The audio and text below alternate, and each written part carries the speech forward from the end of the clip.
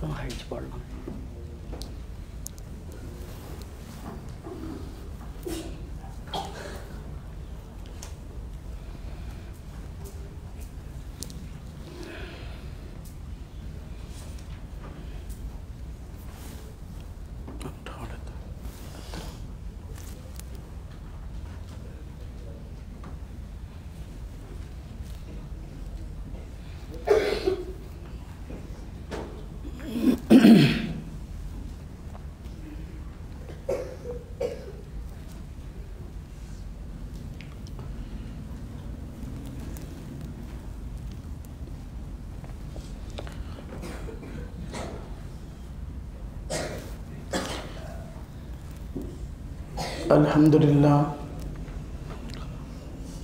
الحمدللہ وکفا والصلاة والسلام علی من لا نبی بعد اما بعد فاعوذ باللہ من الشیطان الرجیم بسم اللہ الرحمن الرحیم قل اعوذ برب الفلق من شر ما خلق ومن شر غاسق اذا وقب ومن شر النفاثات في العقد ومن شر حاسد اذا حسد بسم اللہ الرحمن الرحیم قل اعوذ برب الناس ملک الناس الہ الناس من شر الوسواس الخناس الذي يوسوس في صدور الناس من الجنة والناس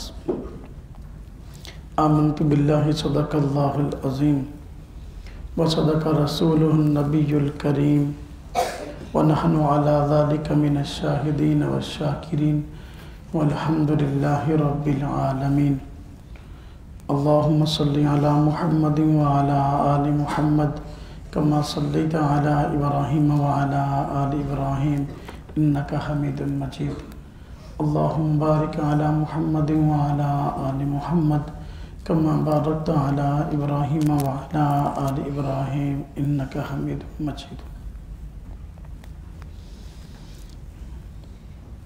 20 روزہ دورہ تفسیر القرآن کا آج 20واں اور آخری دن ہے۔ اللہ تبارک و تعالیٰ کے فضل و کرم سے ہم نے قرآن کریم کا ترجمہ اور تفسیر پڑھنا شروع کی تھی۔ اللہ پاک کا بڑا احسان ہوا کہ یہ سلسلہ آج مکمل ہو رہا ہے۔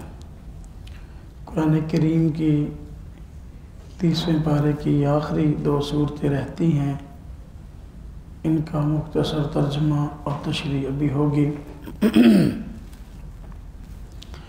یہ جو قرآن کریم کی آخری 2 سورتیں ہیں، تو ان آخری 2 سورتوں کے نازل ہونے کا سبب یہ ہے کہ حضور نبی پاک صلی اللہ علیہ وسلم پر یہودیوں نے جادو کیا تھا۔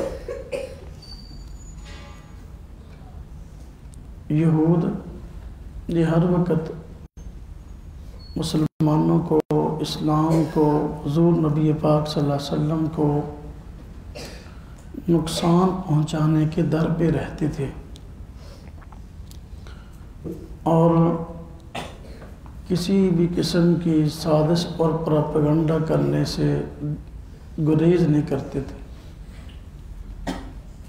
آئے دن ان کی طرف سے کسی نہ کسی سازش کا سامنا رہتا تھا۔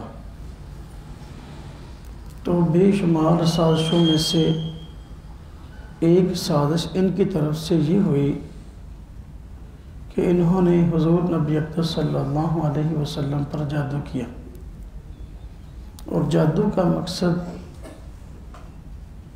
انسان کی شخصیت کو مجروح کرنا ہوتا ہے، جس روٹین سے اور جن صفات کے ساتھ اپنے معاملات کو انجام دے رہا ہے وہ اس کے متاثر ہو جائے اور اس کو جسمانی روحانی طور پر نقصان پہنچے۔ جادو یہ شریعت میں حرام ہے۔ حضور نبی اکرم صلی اللہ علیہ وسلم نے جب قرآن کریم کفار مکہ کے سامنے پیش کیا تو انہوں نے اس کو بھی جادو کہا، اور آپ صلی اللہ علیہ وسلم سے پہلے جو انبیاء تشریف لائے اور ان پر اللہ رب العزت نے جو وحی نازل کی اس وحی کو بھی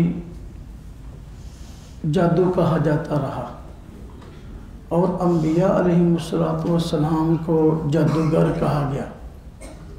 یعنی کفار مکہ نے حضور نبی پاک صلی اللہ علیہ وسلم پر جو الزام لگایا جادوگر ہونے کا، یہ کوئی نیا الزام نہیں تھا، بلکہ یہ ایک پرانی روٹین تھی نبوت اور وحی کے انکار کی۔ ہم نے قرآن کریم پڑھا ہے، دیکھا ہے کہ جہاں بھی انبیاء علیہ السلام کا تذکرہ آیا ہے تو وہاں جو مخالفین تھے انہوں نے یہی پروپیگنڈا کیا کہ یہ جادوگر ہیں اور جو انہوں نے پیش کیا وہ جادو۔ حضرت سیدنا سلیمان علیہ السلام کے زمانہ میں جادوگری کو عروج تھا، اور حضرت سلیمان علیہ السلام کے زمانے میں جو بندہ جتنا بڑا جادوگر ہوتا، جتنا بڑا شعبدے باز ہوتا، اس کو اتنی ہی شہرت ملتی۔ یہاں تک کہ سلیمان علیہ السلام نے جب اپنی امت کے سامنے اللہ کی نازل کردہ وحی کو پیش کیا تو انہوں نے بھی یہی کہا کہ یہ جادو ہے جو آپ نے پیش کیا، معجزات کو دیکھ کر کہا کہ یہ جادو ہے۔ حضرت سلیمان علیہ السلام کے معجزات میں سے یہ معجزہ تھا کہ ان کا تخت آسمان پہ اڑتا تھا، پرندوں کی بولیاں سمجھ جاتے تھے، جنات کو اللہ رب العزت نے آپ کے تابع کیا تھا، اور بھی طرح طرح کے معجزات آپ کے تھے۔ تو معجزات کو دیکھ کر انہوں نے کہا یہ جادو ہے، کیونکہ جادوگری عام تھی، جو بھی کوئی شعبدہ بازی دکھاتا تو اس کے متعلق یہی گمان ہوتا کہ یہ جادو کر رہا ہے۔ اللہ رب العزت نے 2 فرشتے زمین پر بھیجے اس مقصد کے لیے کہ لوگوں کو سمجھائیں کہ حضرت سلیمان علیہ السلام نے جو پیش کیا یہ جادو نہیں ہے بلکہ یہ معجزہ ہے۔ وہ فرشتے ہاروت اور ماروت تھے، بابل شہر کے اندر ان کو بھیجا گیا، تو فرشتوں کے آنے کا مقصد یہی تھا کہ لوگوں کو جادو اور معجزے کی حقیقت سمجھائیں، وحی کے درمیان اور شعبدہ بازی کے درمیان فرق سمجھائیں۔ چنانچہ یہ فرشتے ہاروت ماروت آئے اور انہوں نے لوگوں کو سمجھایا کہ جادو یہ چیز ہے اور معجزہ یہ ہوتا ہے، وحی یہ چیز ہے، شعبدہ بازی یہ چیز ہے۔ تو سلیمان علیہ السلام نے جو پیش کیا یہ جادو نہیں بلکہ یہ تو وحی ہے، اور حضرت سلیمان علیہ السلام نے جو پیش کیا یہ تو معجزہ ہے، یہ جادو نہیں ہے۔ اب فرق سمجھانے کے لیے ہاروت اور ماروت جادو بھی بتلاتے ہوئے یہ جادو ہوتا ہے اور یہ معجزہ ہوتا ہے۔ تو جو شرارتی لوگ تھے تو وہ ان فرشتوں سے آ کر جادو سیکھ لیتے اور پھر جا کر اسی جادو کو دوسروں پر استعمال کرتے، یعنی بجائے اس کے کہ نصیحت حاصل کرتے، اس نصیحت سے بھی انہوں نے ایک الٹا راستہ نکال لیا، اس نصیحت سے بھی انہوں نے ایک الٹا راستہ نکال لیا۔ اب میری طرف دیکھو تو ہاروت ماروت لوگوں کو جادو سکھانے کے لیے نہیں آئے تھے، یہ فرشتے تو اس لیے آئے تھے لوگوں کو سمجھائے بھی جادو یہ ہے اور معجزہ یہ ہے۔ تو لوگوں نے بجائے جو شرارتی تھے انہوں نے یہ فرق سمجھنے کی بجائے کہ جادو کیا ہے اور معجزہ کیا ہے، انہوں نے جادو سیکھ کر آگے اس کو استعمال کرنا شروع کر دیا۔ تو جادو ایک پرانا چلا آ رہا ہے، اس کا مقصد انسان کی شخصیت کو نقصان پہنچانا ہوتا ہے روحانی اور جسمانی طور پر، اور شرعاً یہ حرام ہے۔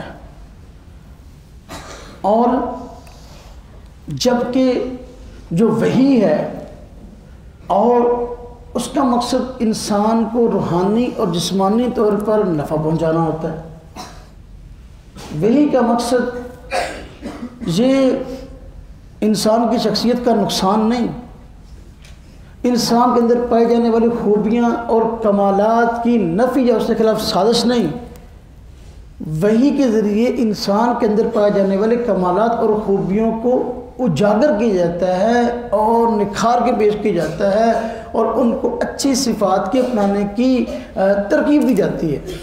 جبکہ جادو کا مقصد ہوتا ہے اس کے اندر جو خوبیاں ہیں، جو اچھائیاں ہیں وہ ختم ہو جائے، برائیاں اس پہ غالب آ جائیں۔ تو فرشتوں نے ہاروت ماروت نے یہی سمجھایا کہ بھئی جادو یہ ہے اور معجزہ یہ ہے۔ تو جو نیک سیرت لوگ تھے وہ تو فرق سمجھ گئے اور سلیمان علیہ السلام پر ایمان لیا۔ جو شرارتی لوگ تھے انہوں نے الٹا جادو سیکھ کر اور لوگوں کو پریشان کرنا شروع کر دیا۔ اور جادو جو ہوتا ہے اس کی حقیقت یہ ہے کہ جادو یہ آنکھوں کا دھوکہ ہوتا ہے۔ جادو کے ذریعے شوبدہ بعض قسم کے لوگ یہ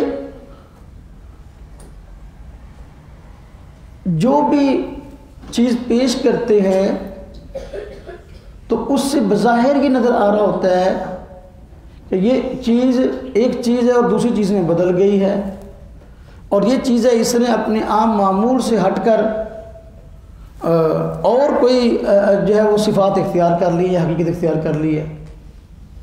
تو جادو کے ذریعے وہ چیز دوسری حقیقت میں بدلتی نہیں، دوسری چیز میں بدلتی نہیں، بلکہ عموماً وہ آنکھوں کا دھوکہ ہوتا ہے اور بندہ اس کے ذریعے کچھ نہ کچھ اثر انداز ہوتا ہے اور اس سے بندہ کچھ نہ کچھ متاثر ہوتا ہے۔ تو یہ جادو کی حقیقت ہے۔ جبکہ معجزہ جو ہوتا ہے وہ لوگوں کو حق پر لانے کے لیے ہوتا ہے، جادو حق سے ہٹانے کے لیے اور معجزہ حق پہ لانے کے لیے۔ معجزہ دلیل نبوت ہوتا ہے، نبی اس لیے پیش کرتا ہے معجزہ کہ جو لوگ نبی کی نبوت کے منکر ہیں ان کو نبی کی وحی کو اور نبوت کو تسلیم کرنا آسان ہو جائے، حق کی راہیں ان کے لیے کھل جائیں۔ اور معجزے میں ایسا کام ہوتا ہے جو عام بندے روٹین کے مطابق نہیں کر سکتے، عام بندوں کے بس میں نہیں ہوتا، وہ ظاہر ہو رہا ہوتا ہے نبی کے ہاتھ سے اور طاقت خرچ ہو رہی ہے ذات باری تعالیٰ کی۔ تو جتنے معجزات ان کی یہی حقیقت ہے۔ جبکہ جادوگر جو ہے ان کا مقصد شرارت ہوتا ہے اور شر ہوتا ہے اور لوگوں کو ہدایت سے نکال کر گمراہی کی طرف لانا ہوتا ہے، امن سے نکال کر لڑائی پر اکسانا ہوتا ہے۔ جادو کے متعلق فرمایا گیا قرآن کریم میں، جادو کے جادو کرتے ہیں اس کا مقصد ہوتا ہے کہ لوگوں کو لڑوانا، میاں بیوی کے درمیان اختلافات۔ اور جادو میں ہوتا کیا ہے؟ جادو میں کلمات کہے جاتے ہیں، ایسے الفاظ استعمال کیے جاتے ہیں، ایسے طریقہ کار استعمال کیا جاتا ہے ایسا جو کہ نہایت کبیر اور خلاف شرع ہوتا ہے، کفر یا کلمات ہوتے ہیں، شیاطین سے مدد حاصل کی جاتی ہے۔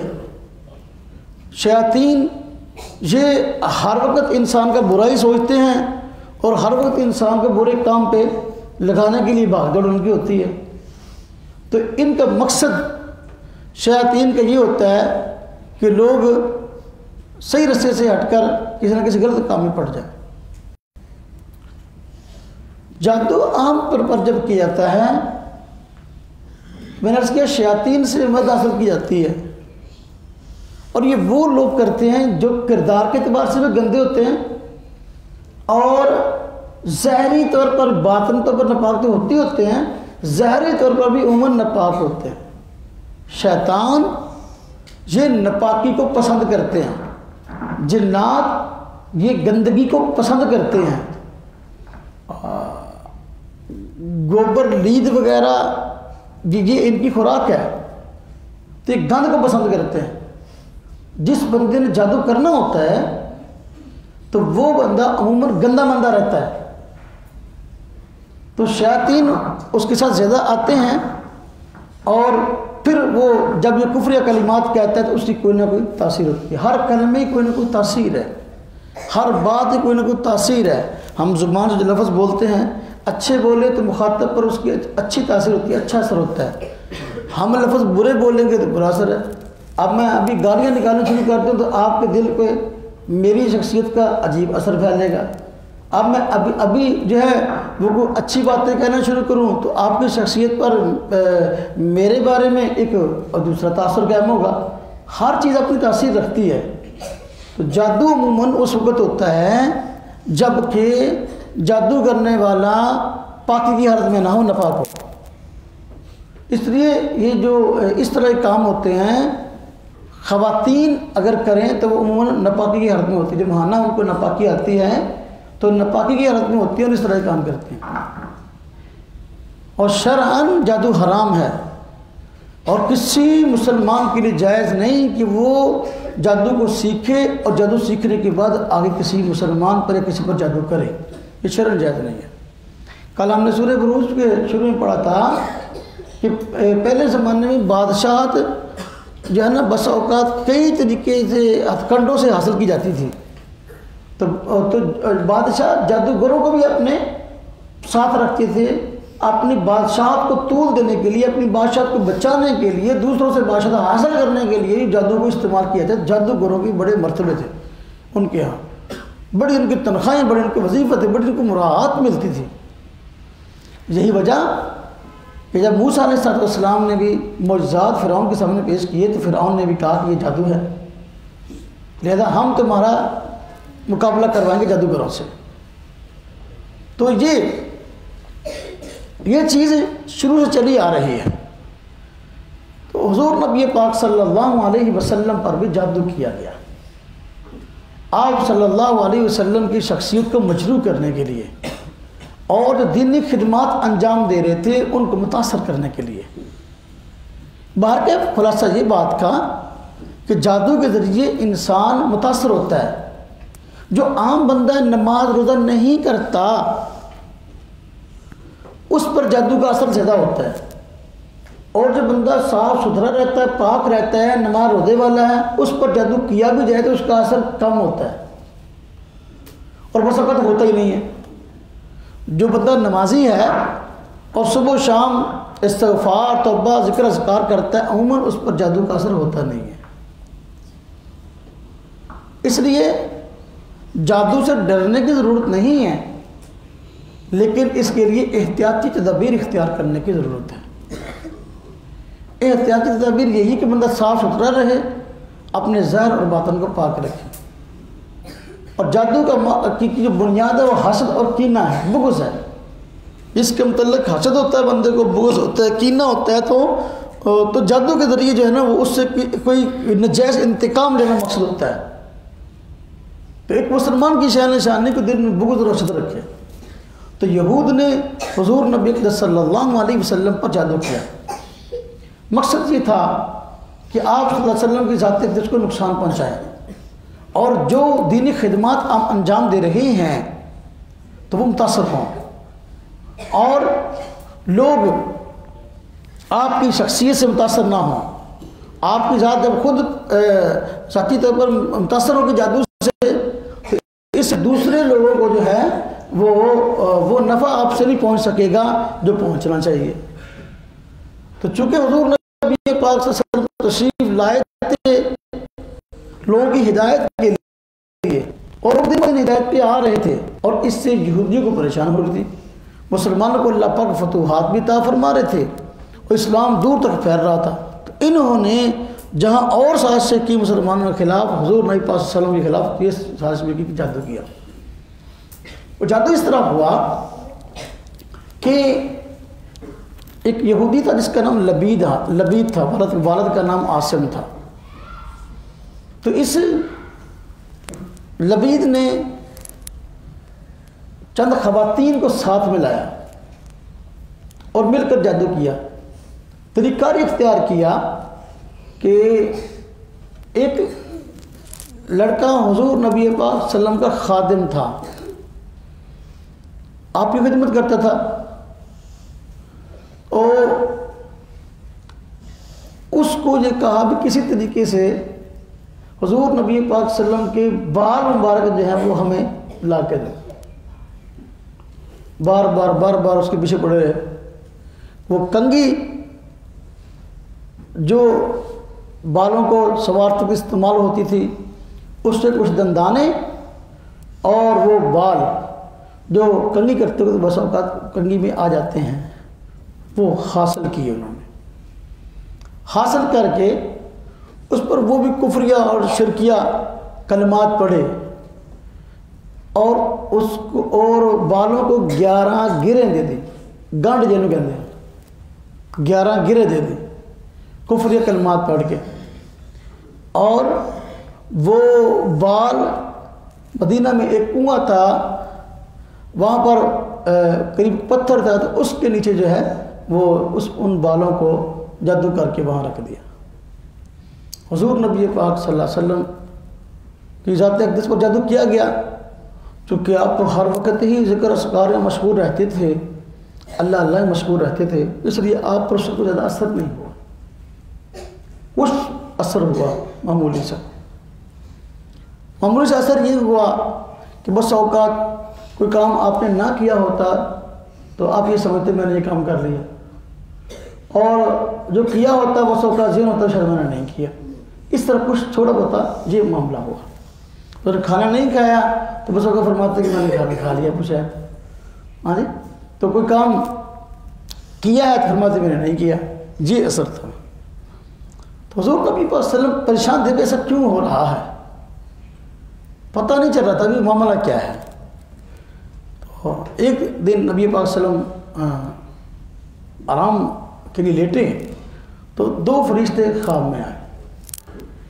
ایک آپ کے سارومبار کی طرف بیٹھ گیا, دوسرا پاؤں کی طرف بیٹھ گیا, اور آپس میں گفتگو کرنے لگے.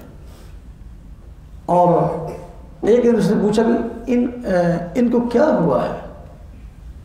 دوسرے نے کہا کہ ان پر جادو ہوا ہے. کس نے کیا ہے؟ فلاں یہودی لبید, اس نے کیا خواتین کے ساتھ مل کر. کیسے کیا ہے؟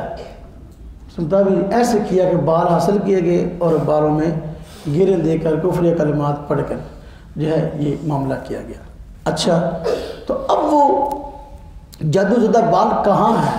اور فلاں کنویں کے پاس پتھر وہاں اس کے نیچے ہے. تو اس طرح نبی کا خواب بھی وہی ہوتا ہے. تو حضور نبی پاک صلی اللہ علیہ وسلم کو وحی کے ذریعے بتلا دیا گیا. تو آپ صلی اللہ علیہ وسلم کو علم ہوا تو آپ صلی اللہ علیہ وسلم نے اس کنویں کے پاس پتھر تھا, وہاں سے وہ بال برآمد کیے. وہ بال واقعی مل گئے وہاں. تو اللہ رب العزت نے اس جادو کے توڑ کے لیے یہ قرآن کریم کی آخری 2 صورتیں نازل فرمائی. تو وہ جو بالوں کو گرا دی ہوئی تھی وہ 11 تھے. کتنی تھی؟ 11. تو یہ جو قرآن کریم کی 2 صورتوں آخری 2 صورتوں کی آیتیں یہ بھی 11 ہیں. یہ بھی دونوں صورتوں کی کل آیتیں کتنی ہیں؟ 11 ہیں. تو حضور نبی پاک صلی اللہ علیہ وسلم کے پاس بال مبارک آئے تو آپ نے قرآن کریم کی آیات پڑھنی شروع کی. تو جس طرح آیتیں پڑھتے جا رہے تھے وہ گرے کھلتی گئی بالوں کی, جہاں تک کہ جب یہ 2 صورتیں یعنی آخری آیت مکمل ہوئی تو آخری گرہ کھل گئی اور حضور نبی پاک صلی اللہ علیہ وسلم کو جو ذہنی کوفت تھی وہ دور ہو گئی. تو یہ ان آیتوں کا شان نزول ہے, یعنی سبب ہے یہ آیتیں قرآن کریم کی آخری 2 صورتیں کیوں نازل ہوئیں. تو آج بھی جادو حرام ہے, کسی مسلمان کے لیے جائز نہیں کسی مسلمان کے خلاف جادو کرے. اور جادو میں کفریہ کلمات ہوتے ہیں, اور کفریہ کلمات اور شیطانی طاقتوں سے مد حاصل کی جاتی ہے. جنہیں کاڑا علم کہتے ہیں آج کل, وہ یہی کوشش کاڑا. یہ عموماً کرنے والے مسلمان بہت کم ہوتے ہیں. یہ عموماً جو ہے نا وہ غیر مسلم ہوتے ہیں, عیسائی وغیرہ, ہندو سکھ وغیرہ اس طرح کام کرتے ہیں. عموماً مسلمان یہ کام نہیں کرتے. بعض مسلمان ایسے بیوقوف جو علم دین سے اور اس کی حقیقت سے، اس کی شناخت کباہ سے ناواقف ہیں، وہ بھی یہ کام کر لیتے ہیں. ٹھیک ہے، بار کسی مسلمان کو دوسرے مسلمانوں کو نقصان پہنچانے کے لیے یہ کام کرنا جائز نہیں، شرم حرام ہے.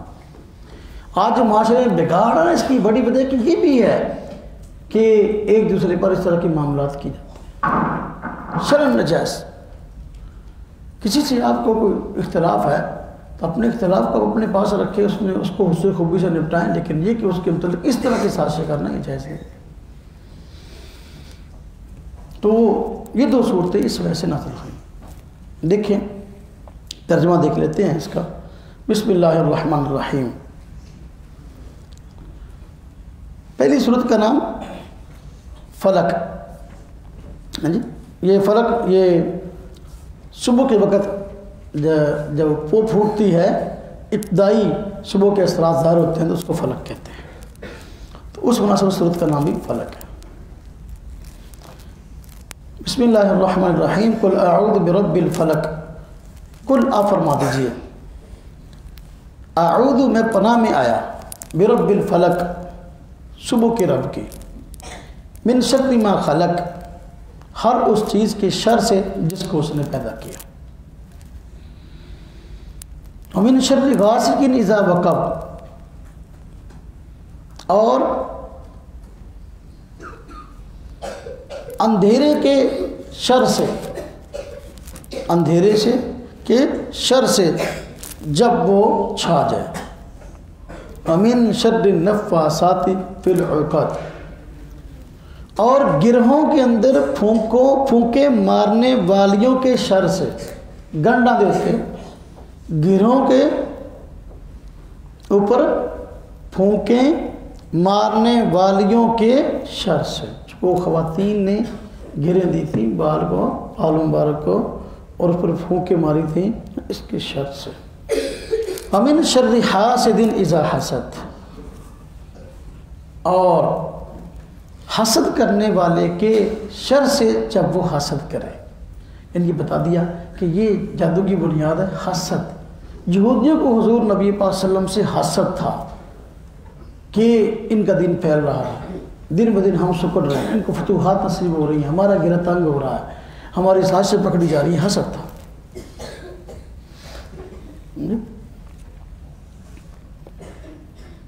اللہ رب العزت نے شر بھی پیدا کیا، خیر بھی پیدا کیا. شر یہ بھلائی ہے، شر یہ اپنا برائی ہے، اور خیر یہ بھلائی ہے. تو یہ دنیا شر اور خیر سے بھری ہوئی ہے.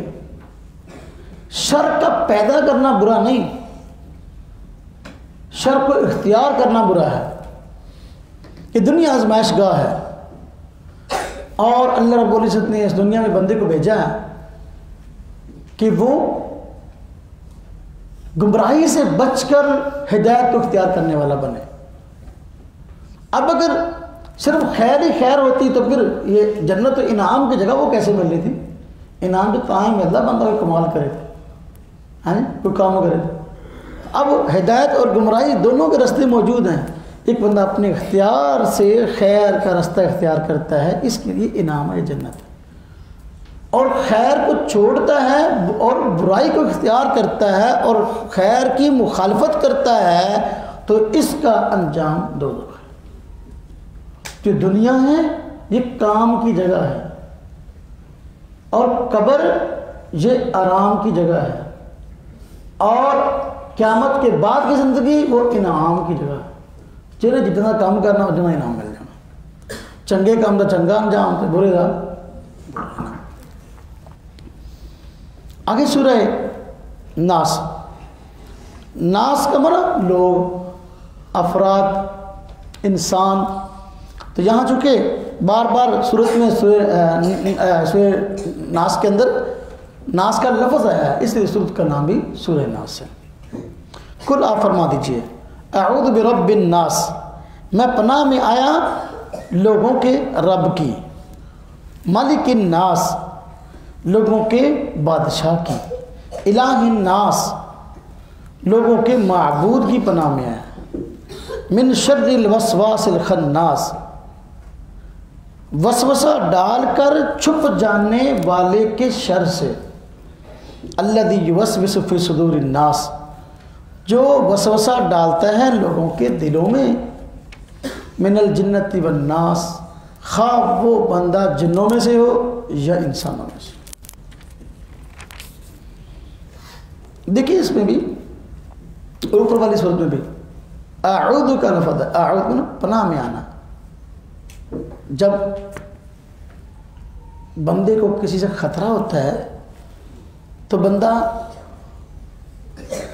اس شخص کی حفاظت میں آنا چاہتا ہے کہ جس کو سب سے زیادہ اپنا خیر خواہ سمجھتا ہے۔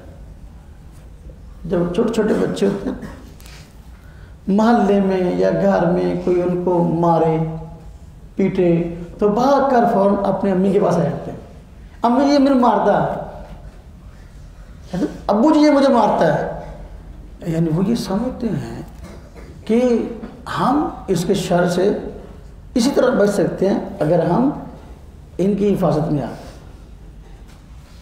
تو رب تعالیٰ کی ذات ساری کی ساری کائنات کی خالق ہے، اور اللہ پاک اپنی مخلوق سے محبت کرتے ہیں، اور بندہ سمجھتا ہے کہ سب سے زیادہ ہمارے ساتھ محبت کرنے والی جو ہستی ہے وہ رب تعالیٰ کی ہے، اس لیے کہ ہم رب تعالیٰ کی مخلوق ہیں اور رب تعالیٰ ہم سے بہت پیار کرتے ہیں۔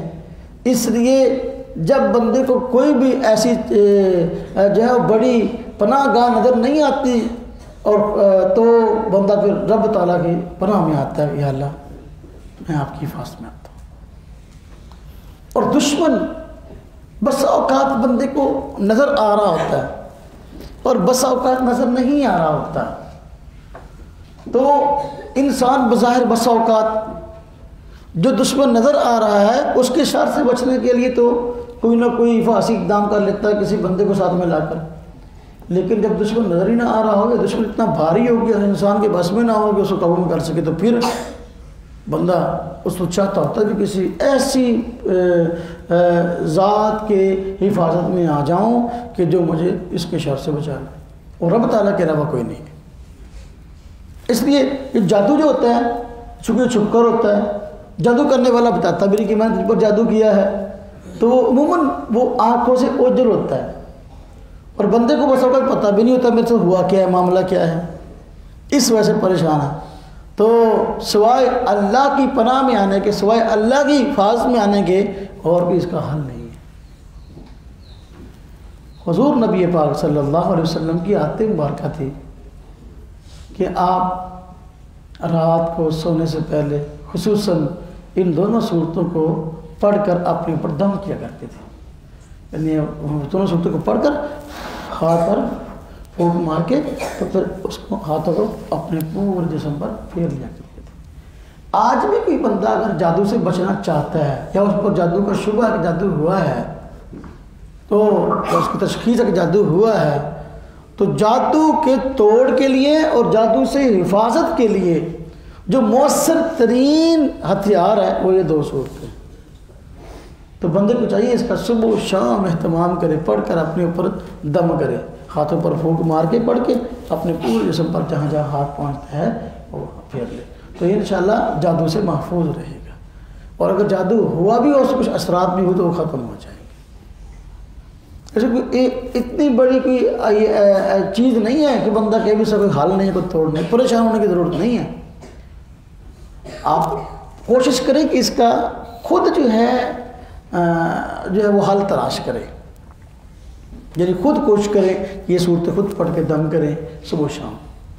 عموماً ہم جو ہے خود کچھ نہیں کرنا چاہتے ہوتے، ہم چاہتے ہوتے ہیں کہ بھئی کوئی اور ہی بندہ جو ہے نا وہ کچھ پڑھنا بھی ہے وہی ہماری جگہ پڑھ دے، ہمیں کچھ نہ پڑھنا بس سانو کتنا کرے مل جائے۔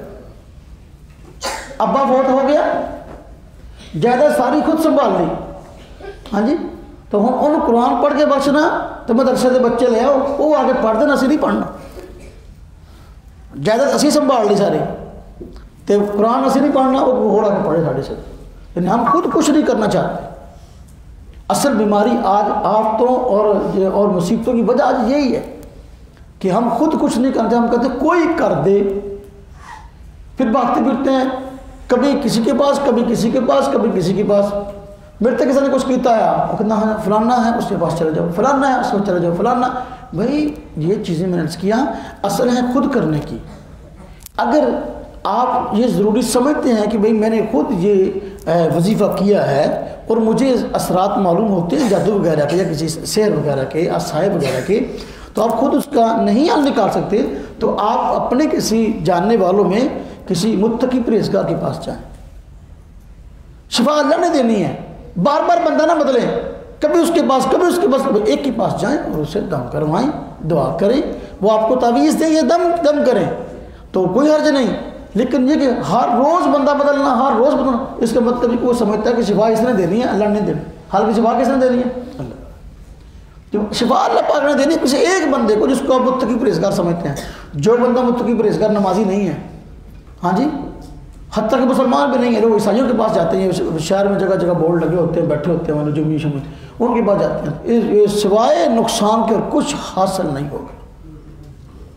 اس لیے دم کروانا ہے بہتر خود کریں. اور کوئی بندہ اگر ضروری سمجھتا کہ نہیں بھائی اپنا یہ کوئی اثرات زیادہ ہیں، پریشانی زیادہ ہے اور بات بات تجربے سے معلوم ہو رہا ہے کہ بھائی اس کا حل فی الحال نہیں نکل رہا، تو کسی عالم کے پاس، کسی متقی پرہیزگار کے پاس آپ جاتے ہیں تو اس کے حل کے لیے ایک منع نہیں ہے. لیکن یہ کہ بار بار بندہ نہ بدلے، اعتقاد رکھے کہ شفا مجھ کو اللہ نے دینی ہے. اس طرح دنیاوی معاملات میں نا ہم بیمار ہو جائیں تو کیا ہوتا ہے، ایک بندہ ہم دوائی ایک دن ڈاکٹر شکور صاحب کو لے لی، دوسرے دن ڈاکٹر یاسین صاحب کو لے لی، تیسرے دن ڈاکٹر عبدالعزیز صاحب کو لے لی، چوتھے دن جہاں ڈاکٹر عدیل بیٹھا کو لے لی، آرام ہوگا؟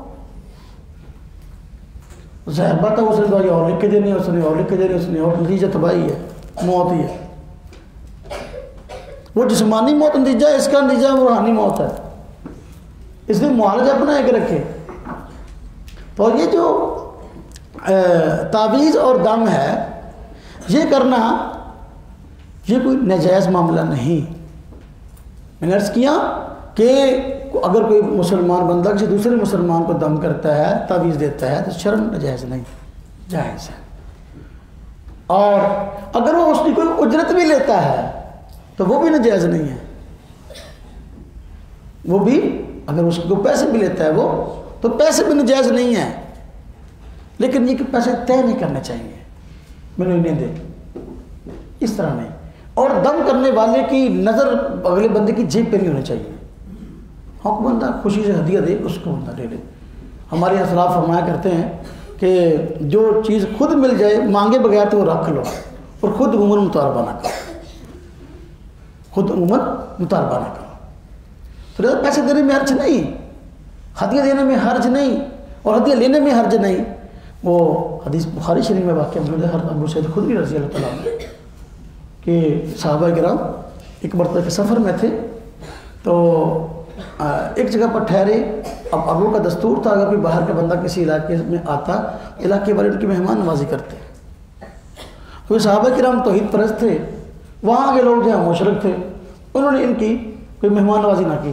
حالانکہ عرب کا دستور تھا بھی جو ہی بندہ بیرون سے آتا اس کی عموماً عرب مہمان نوازی کرتے. اب ہوا یہ کہ ان کے چودھری کو کسی چیز نے ڈس لیا، بچھو نے، سانپ نے ڈس لیا. اب وہ تڑپ رہا تھا، ان کے پاس اسے کوئی حل نہیں تھا. اب وہ بھاگے ہوئے آئے صحابہ کرام کے پاس، اور یار ہمارا بندہ تڑپ رہا ہے، اس کا کوئی اگر تمہارے پاس کوئی حل ہے، کوئی دم وغیرہ ہے تو کر دو یار. تو حضرت ابو سعید خدری رضی اللہ تعالیٰ عنہ نے فرمایا ہاں ٹھیک ہے کرتے ہیں. تو آپ نے دم کیا، بندہ ٹھیک ہو گیا.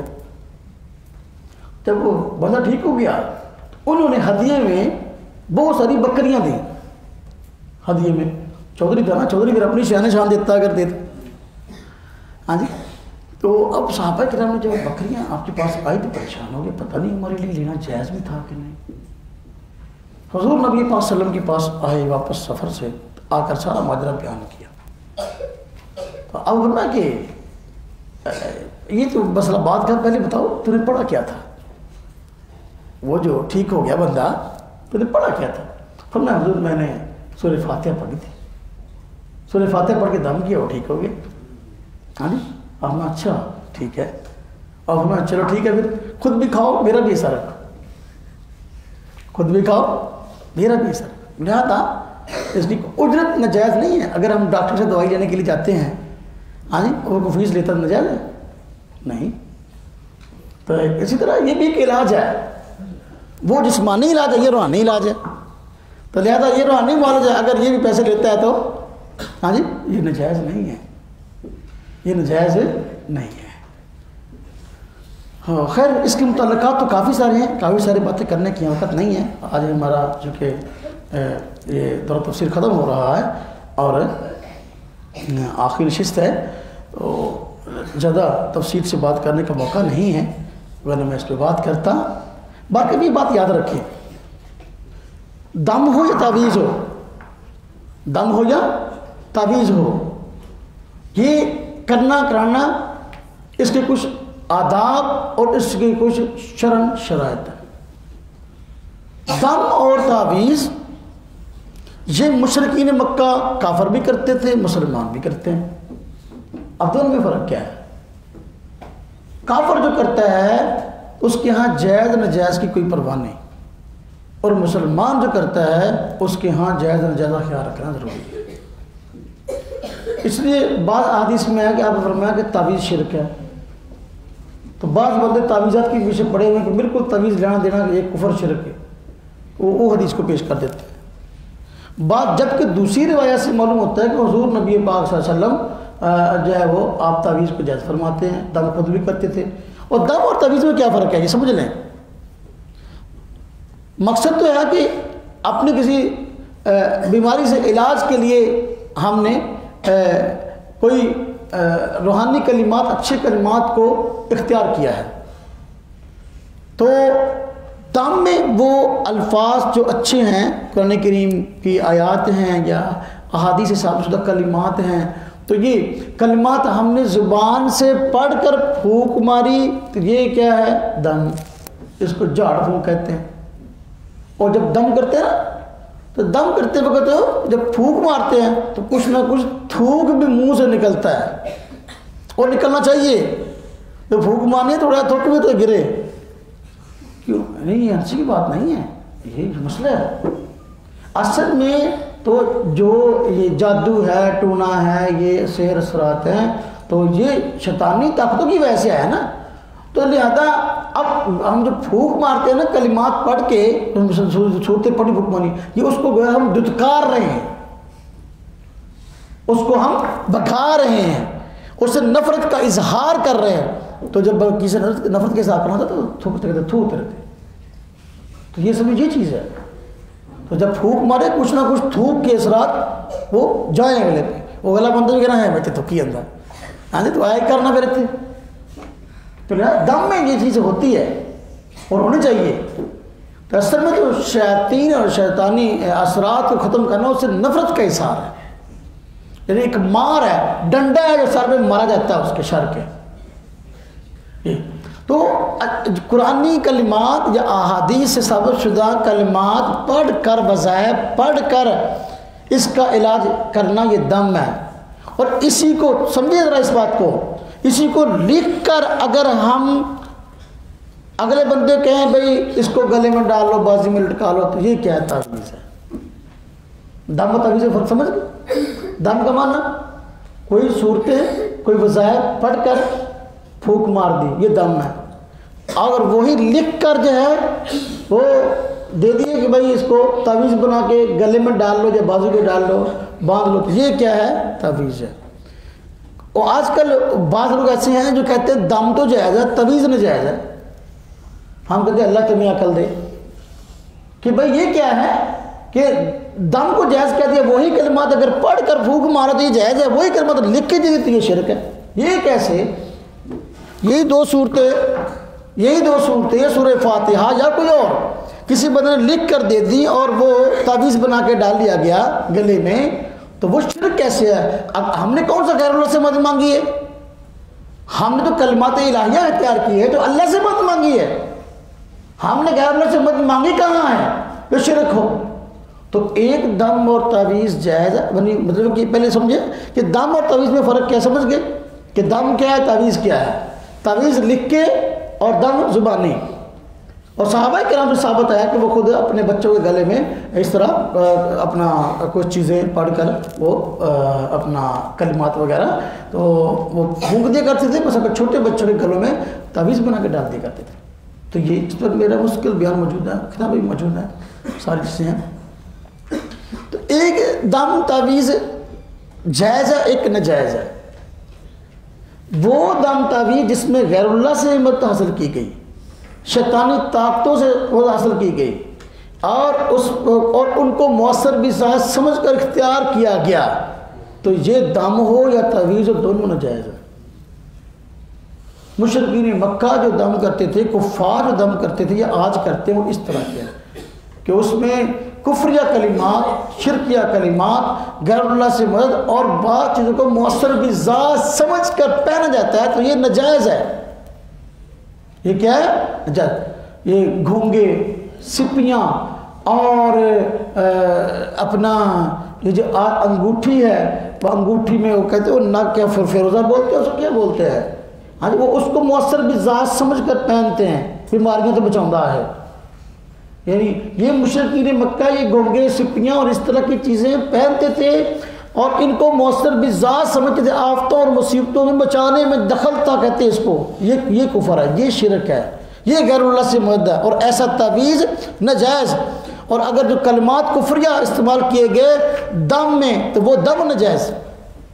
اسلام نے اگر کسی چیز کو جاری رکھا ہے تو بتایا اس کے قانون اور قاعدے بتائے ہیں. قانون قاعدے سے ہٹ کر کوئی چیز نہیں ہے. تو دم تعویذ وغیرہ کافر بھی کرتے ہیں، مسلمان بھی کرتے ہیں. کافر اور مسلمان کے دم تعویذ میں کیا فرق ہے کہ یہ جو بھی کرتے ہیں یہ شریعت کے دائرہ کار میں رہ کرتے ہیں. وہ جو کرتے ہیں ان کے ہاں حلال و حرام، جائز ناجائز، کفر اسلام میں کوئی بحث نہیں ہے. اس لیے کافر سے دم کروانا یہ جائز نہیں، تعویذ لینا جائز نہیں. مسلمان سے دم کروانا جائز اور تعویذ لینا جائز. تو بات سمجھ آئی کہ نہیں آئی؟ خیر، تو وقت زیادہ نہ ہو جائے، ہماری کوشش ہے کہ بہت جلد ہم اس پروگرام کو اختتام تک پہنچائیں.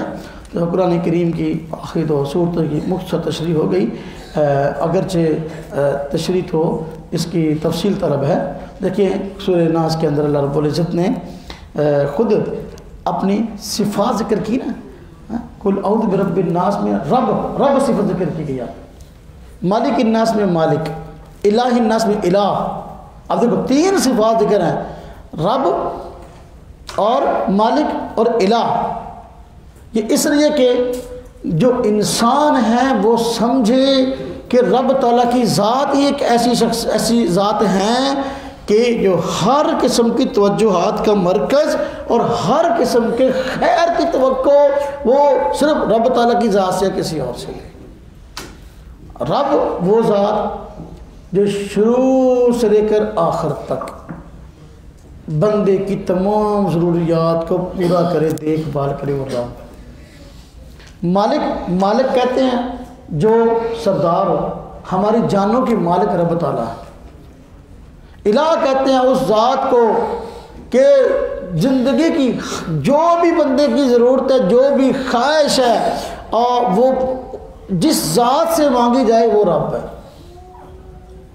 اور تمام کمالات کی جامع ہو، جنہوں پر کہنے ہیں ابھی ہاں بھی عالم الغیب، مختار کل، ہاں جی، اور روزی دینے والا، ہاں جی، بگڑی بنانے والا، بچے دینے والا، یہ ساری صفات کمال جس میں پائے جائیں وہ الہ ہے.